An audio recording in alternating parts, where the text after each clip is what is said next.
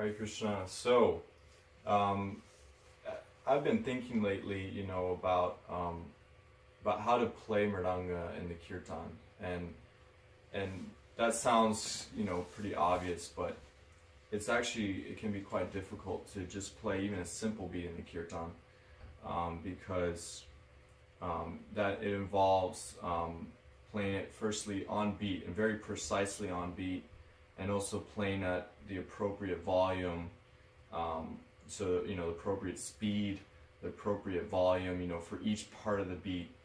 And something I've noticed a lot, especially with new Mridanga players, they're just getting started out. That can be quite challenging to them, and it's really not that simple. It's really not that obvious. That's something I want to mention. So when you're playing, when you learn a beat, you should also really think about how to apply it, and also figuring out which beat to play at a certain time. So that comes with experience. That can take many years. I've been playing for 12 years, and my brother as well, and it's taken quite a bit of time, and I feel like I'm still figuring that out, to a degree, how to apply different beats and finding the right volume and speed and all that. So yeah, so what is our role in the Kirtan? We were talking a little bit about that before we started filming, and as a Mridanga player, our attitude and our mood and our goals when we come into the Kirtan very much affect how we play in the Kirtan and the mood we create in the Kirtan. So, for example, sometimes beginner players might go into the Kirtan and think, let me try out all the new beats I've learned. And my brother was using the word, what was it? Like blitzing it. Like they blitz it. They bomb the Kirtan with every single beat they've ever learned. And the mood or their goal might be like, let me get in as much practice as I can. Let me practice all my beats so that I can get better. So maybe their goal in going into the Kirtan is to practice, or maybe it is to show their other friends the new beats that they've learned because they're in competition and they want to get a step further, and they want to show their friends, oh, I know a beat that you don't know. But the effect that can create on the Kirtan is not very positive. Usually it's people start to get annoyed and they can't. It's not really a meditation. It's more just like a jam session, which is fine to do when you're alone with your friends. But usually, if you're at the temple and you're with a large number of devotees, the mood and the idea of the Kirtan is a meditation. We're trying to serve Krishna. We're trying to engage ourselves and really focus our minds on chanting and singing. So the idea, one of the roles of the Mridanga player is to enhance that, and to enhance that experience for everyone else. So changing our attitudes and changing our goals when we go in, maybe instead of thinking, let me practice, you can think, let me do some service. Let me play Mridanga as in a mood of service. And you can even think, you can even have a meditation in your mind, Krishna, please engage me in your service. And when you have that attitude of service, you're thinking more about what beats can I play that is going to enhance the experience for everyone else. Yeah. What is going to follow the mood of the singer?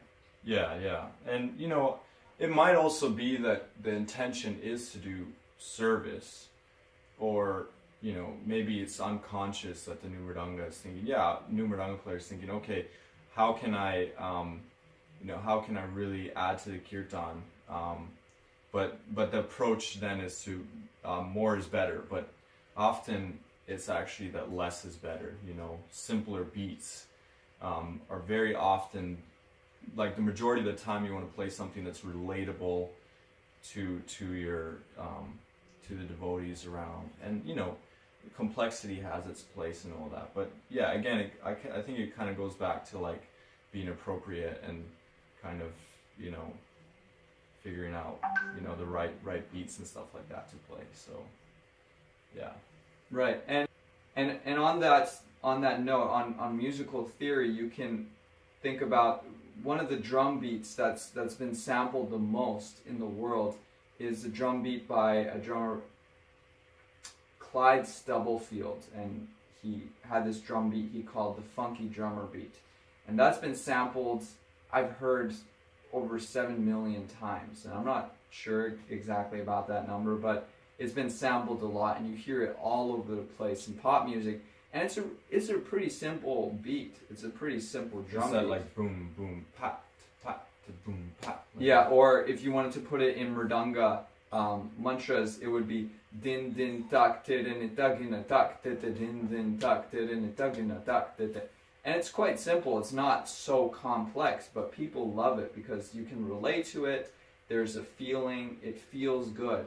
And so when we're playing in Kirtan, if we want to enhance the experience, there's a place for complexity and expertise. But a lot of the time, it's better to keep something consistent and to have a beat that's appropriate for the mood of the singer. Right. And go ahead. Yeah, and I mean this is something I heard from Mridanga master, that traditionally when you were just learning Mridanga, it would take about 10 years before you were allowed to play publicly. So they took it very seriously. And I kind of thought, I was thinking about this recently, that, you know, that seems kind of extreme, and I do think that's a little extreme, but I think it also says something about, like, you know, the amount of experience that's really required before you can really contribute to the kirtan meaningfully. Because, like, I've been learning over 10 years, we both have, and playing and stuff, and I feel like, yeah, again, it was only like just a few years ago that I really felt like, okay, I realized that, hey, I'm contributing now meaningfully. In the past, I might not have. There's many kirtans where I might have been a little, you know, wasn't playing on beat really well, and you know, there were many kirtans that I even kind of screwed up because I wasn't playing the appropriate beat or at the appropriate volume or things like that. Oh, yeah, a little Electricity power. Yeah. problem. So you can definitely, I mean, I think to add to the point that my brother was making, you can make a contribution as a beginner, but oftentimes, you know, as a beginner, it won't be maybe the same when you have a lot of experience. And I think definitely. I mean, I think many years down the road, I'll be like, whoa, what was I playing back then? So, yeah, so it's a know. growing process. We never necessarily hit the limit, but definitely as our experience grows, the amount we can contribute to the kirtan increases. But as a beginner player, like, we want to give students a shortcut so that they can go into kirtan and make the greatest positive impact on the kirtan as possible, as soon as possible.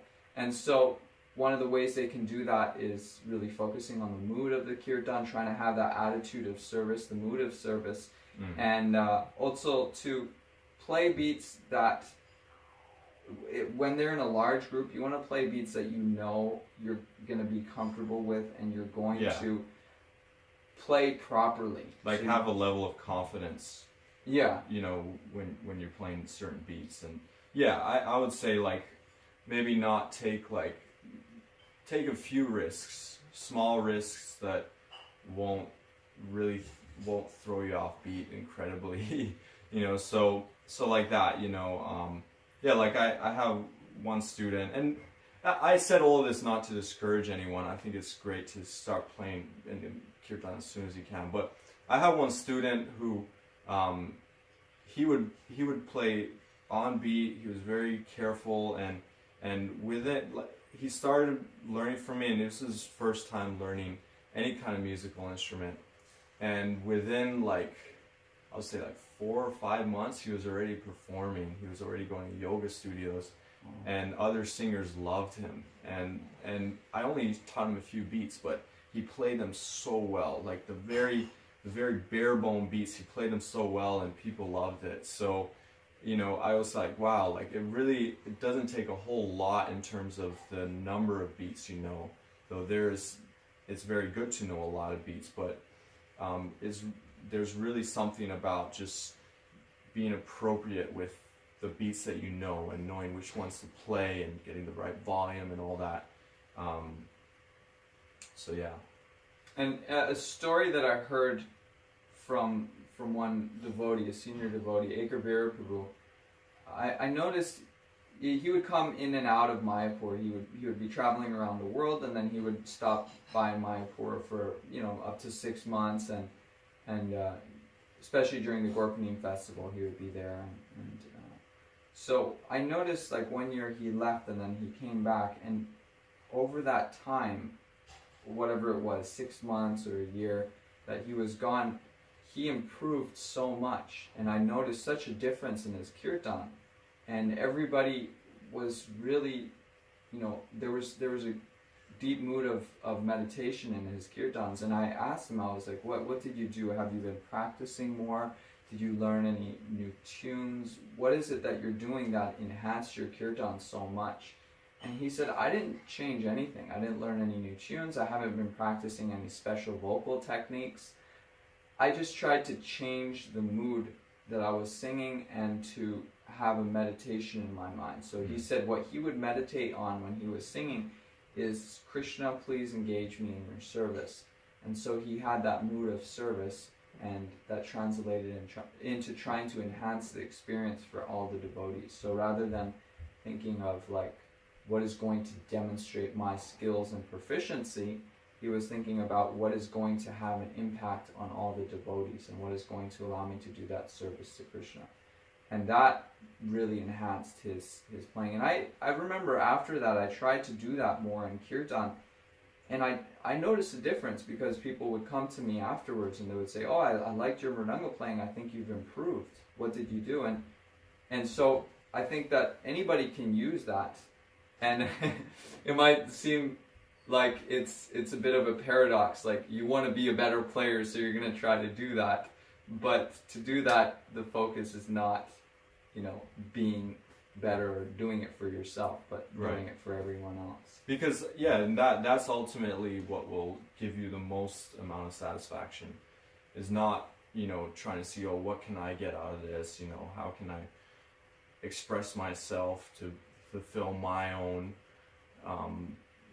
my own wants. But it's really about, like having this idea of service that, you're really like all the instruments, everything should just be adding to the kirtan in a positive way and not disrupting it or anything like that. So there's an analogy that I heard of relating to drama, and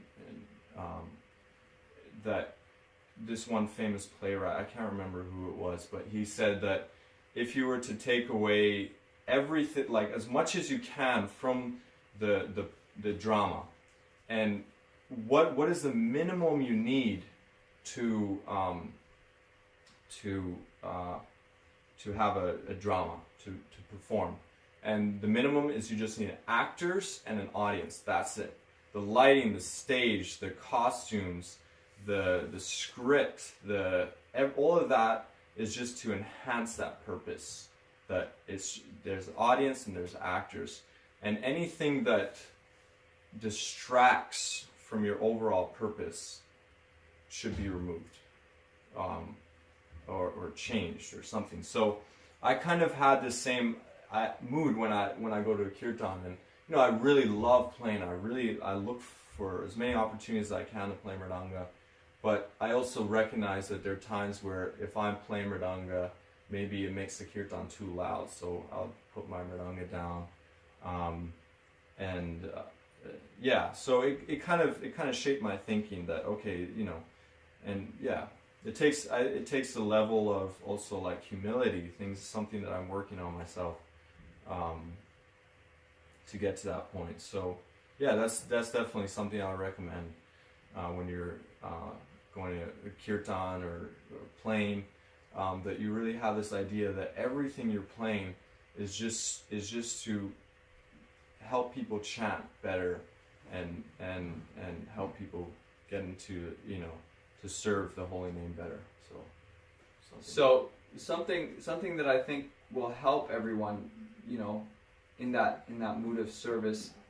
There's sadhana, and so sadhana means when we're playing mridanga, there's our mridanga sadhana, which means we do our hand practice, we work on our technique, we work on our speed, we work on all the different elements that is required as a mridanga player, and learning new beats and learning different beats. So there's our mridanga sadhana, and there's also our personal sadhana. So that might mean we go to the morning program, we sing devotional songs, we chant, we have our meditative practice, and whatever that is for you, maybe you have some form of meditation that you practice, and you try to spend some time every day where you introspect and go deeper within yourself, and that will enhance your playing. That's going to enhance your playing. So there's the sadhana for ourselves, and then there's also our mridanga sadhana, or whatever it is, the riyas that you do with singing, practicing ragas.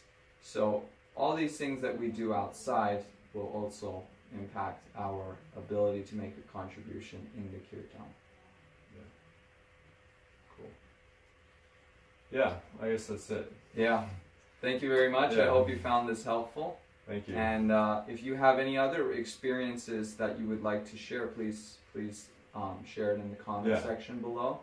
And any other positive experiences. Yeah, we'd like to see what you think of this, and so we can learn something as well. Thank you. Hare Krishna. Very well.